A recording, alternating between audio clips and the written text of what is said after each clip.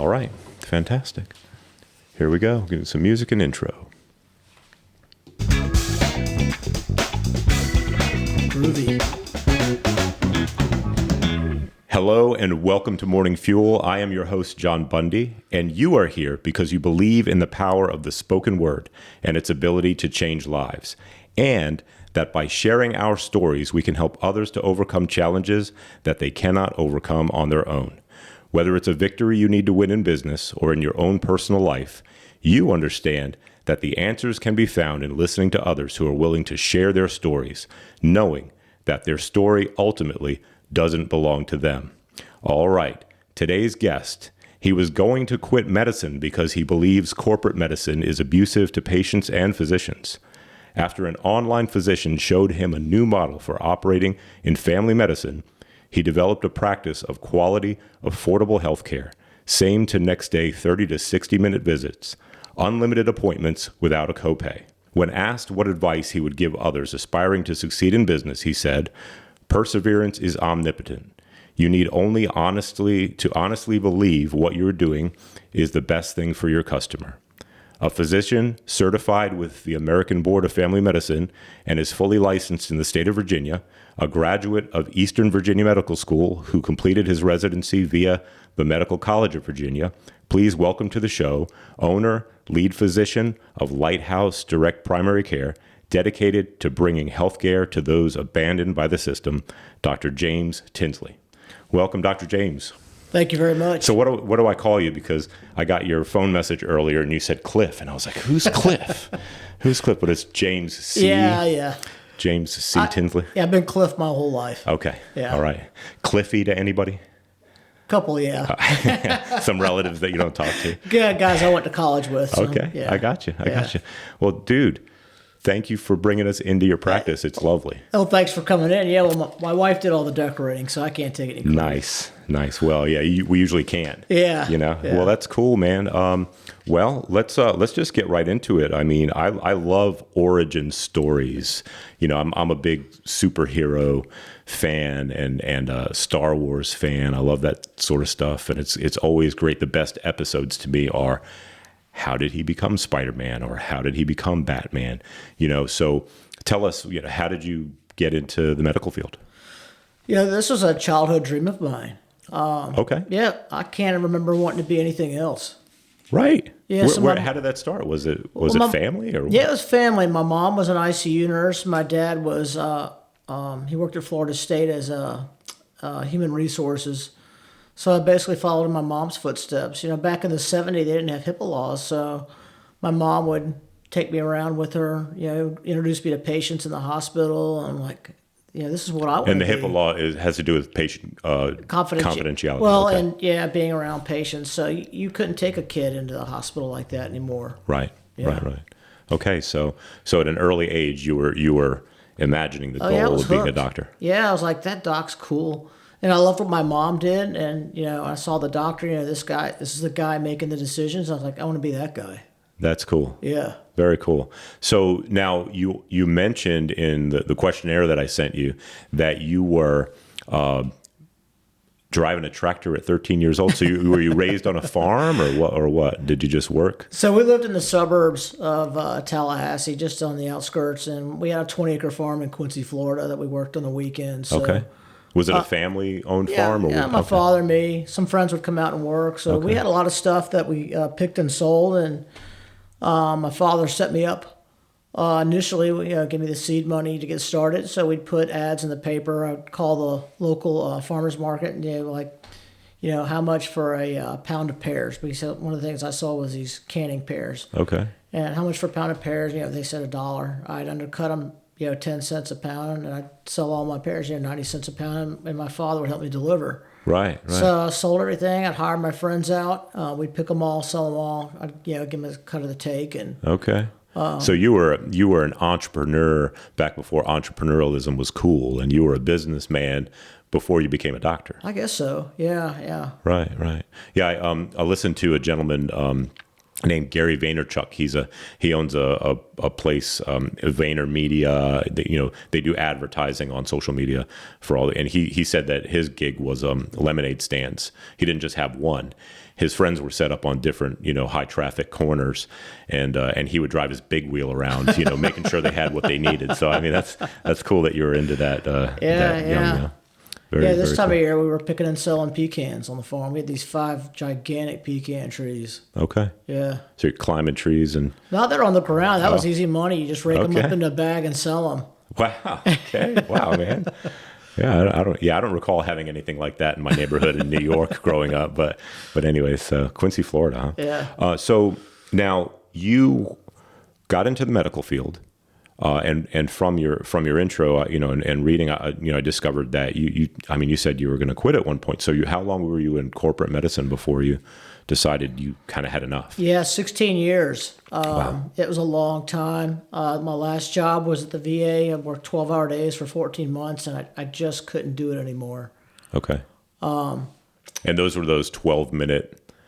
Yeah. 12 minutes with the patient. Yeah, it just wasn't enough. So I was spending hours at night trying to take care of these guys and get them what they needed. And the wait time to see me was 2 or 3 months, and that's just inadequate. Right. So, they would call me or email me or whatever, and I would try to get them the care they need outside the system. Okay. Which was the only way to take care of them. Right. But that was really harmful to my health and my family life because I was never home. Right. So twice that year, my daughter cried to me and said, "Daddy, you're never home." Mm. And the final straw was when the a guy named Dr. Bates, who was running the department, said, "Well, I need you to do work on the weekends." Wow. And I said, "I can't." I said, "My daughter's already, wants me home." I said, "I'm already working 12-hour days." He goes, "That doesn't matter." Wow. So I came home and told my wife, I said, I can't do this anymore. She goes, "Well, what are you going to do?" And I said, "I don't know." I said, "Maybe be an administrator," because that's kind of what docs do when they're punching out of the system. So I was venting online one night. This guy, Dr. Henry Medeiros out in California, never met the guy. He heard me venting, and he said, "Have you ever heard of direct primary care?" And I'm like, "No." And said, "If it's so great, why aren't there any direct primary care docs here in an area of 1.5 million people?" And 2.5 years later, here I am. Right. Yeah. So did it just click? Did you just get it? Or, No. Okay, well, talk to me about that then. How did you figure out, Well, it's like I said, if this is such a good idea, why aren't there a bunch of direct primary care docs here? And he goes, "Well, I don't know. I mean, we got 1.5 to 1.8 million people here." Right. So I did some research and made financial sense. I'm saving people lots of money. They're getting great health care. Why isn't it established here? Right. So the nearest doc I could find was up in Lynchburg. So I drove up to see him. I shadowed him for about half a day. And I said, "This is easy." I said, "I can do this." So I came home and decided to open up a practice. So from when you went and visited that doctor to opening your practice, how long did that take? About 6 months. Okay, wow. Part of that was procrastination, though, because it's a big deal to leave the system and do this. It's pretty scary because there are laws in the books to keep guys like me from doing this. They want you to stay in the system because if I'm not working for them, I'm not making money for them. Right. Okay. Yeah. Out here, I'm not making a dime for Centera or the big hospitals. I'm not making any money for them. As a matter of fact, I'm taking money from them. But you get to have the life and get to have the time with your family that you want. Oh yeah. Yeah, fantastic. I get lunch every day now. Okay. Right. Yeah. Right. Yeah. No, I hear you. Yeah. That didn't happen. No, I never got lunch. Yeah. Yeah. Keep going. Yeah. That's a couple more patients that you want lunch if it lasted an hour. That's four more patients. Lunch. Those 20 patients that you see in the morning, you're working during lunch, doing all that stuff that you didn't get to do that morning. Right. Wow. Yeah. Okay. So you said 2.5 years here? 2.5. How's it feel? Great. Yeah. You feel lighter? Oh, much. Much. I think my hair's growing back. That's fantastic. I hear that can happen. Mine's been thinning. I've been really stressed out. But anyways, yeah. So that's good, man. Very good. Very good. So wife and how many children? 2 kids. Okay. Daughter 16, Ella, and a son, John, 18. Okay. John just left. It's a good name.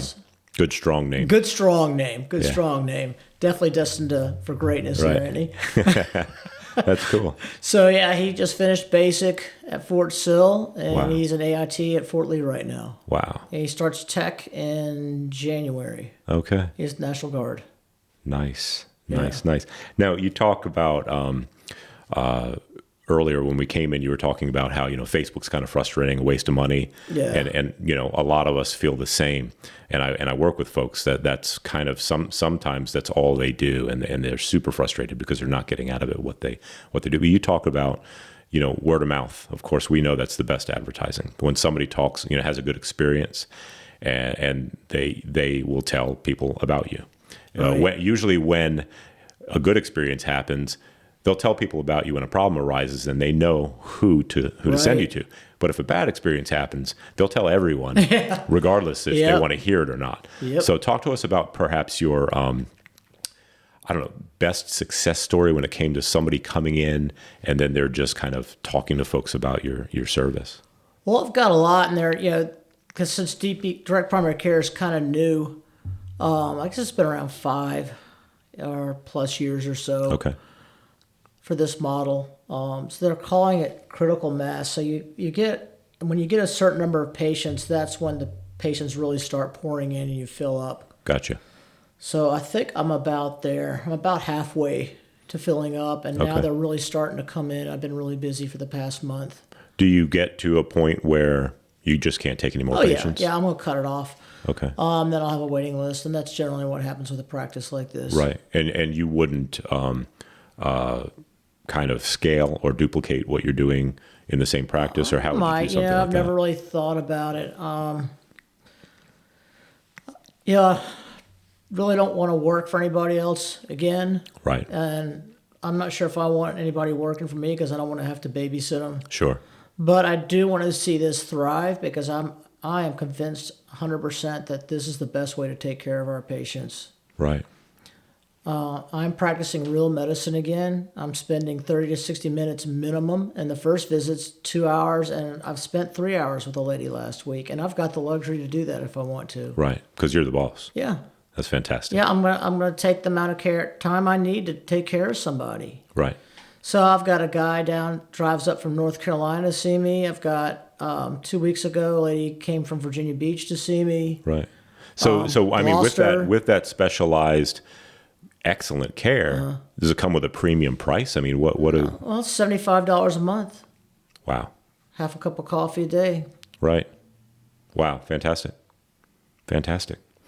Talk to us a little bit about perseverance and how that's kind of played out in your life and starting the practice, this new thing, perseverance being omnipotent. Yeah, so I left the poem in my coat pocket, but so there was a poem I came across when I was trying to get into medical school. It was sitting on Ray Kroc's desk. Okay. About the perseverance. founder of McDonald's. Yeah, the founder of McDonald's. And it talks about perseverance being omnipotent. It says intelligence is not, because the world is full of intelligent derelicts, I think it says. Right. Talks about several different things. It said only perseverance is omnipotent. So if you're going to succeed in anything, you got to persevere. So I went to Virginia Military Institute. That year was very difficult. I think we lost a third of our class that first year, and then we graduated with 50%. So it's, you really just got to buckle your chin strap and stick it out. Sure. That's kind of where I really learned that. And then medical school was tough, but it wasn't as tough as VMI, so that wasn't as bad. Do the hard things first, right? Yeah.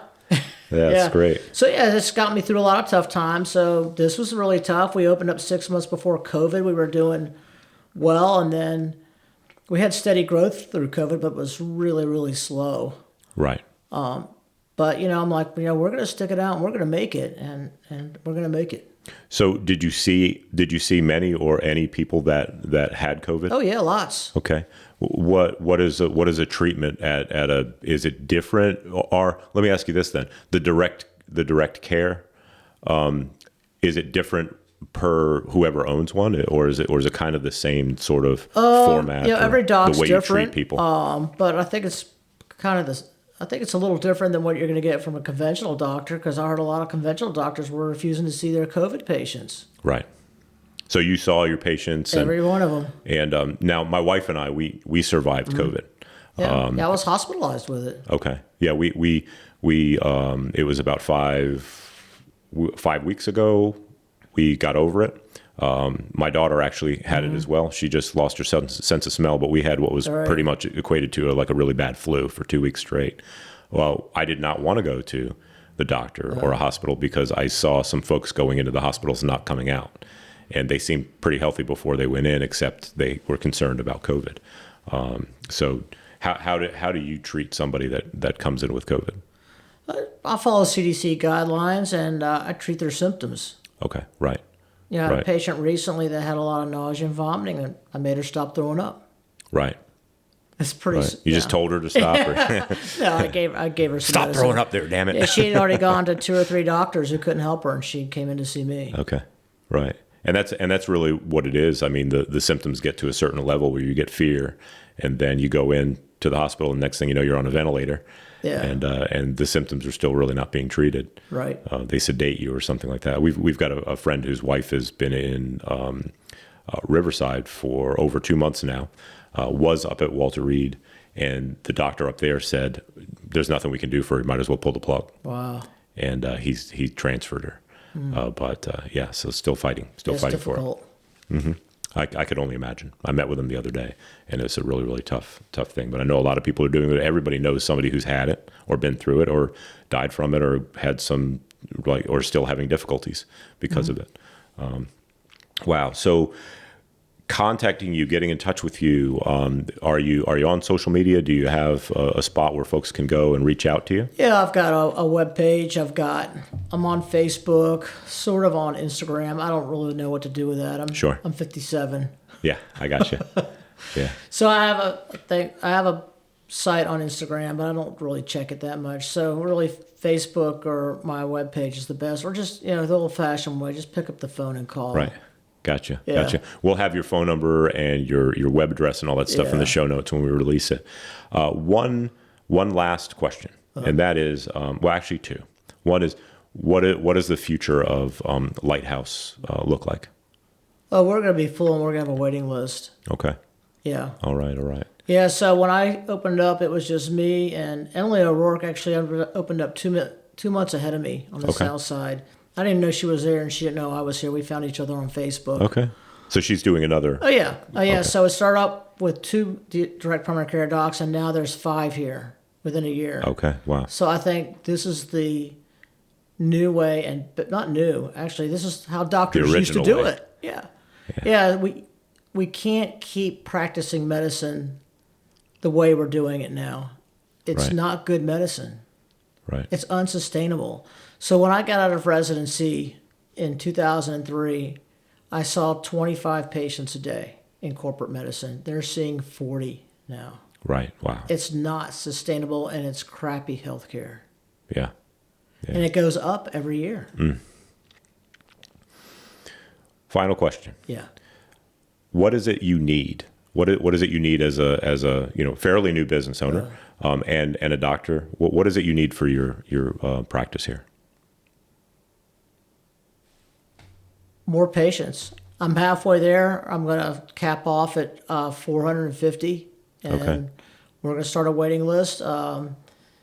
If the waiting list, if there's a new doc opening up, which I hope there will be, we'll fill him up, because the more of us out there, the better care the community will get. Yeah, fantastic. Yeah. Excellent. Well, great talking with you. Really good to meet you. Look forward to grabbing some wings and a beer next week. Definitely. And so, yeah, man.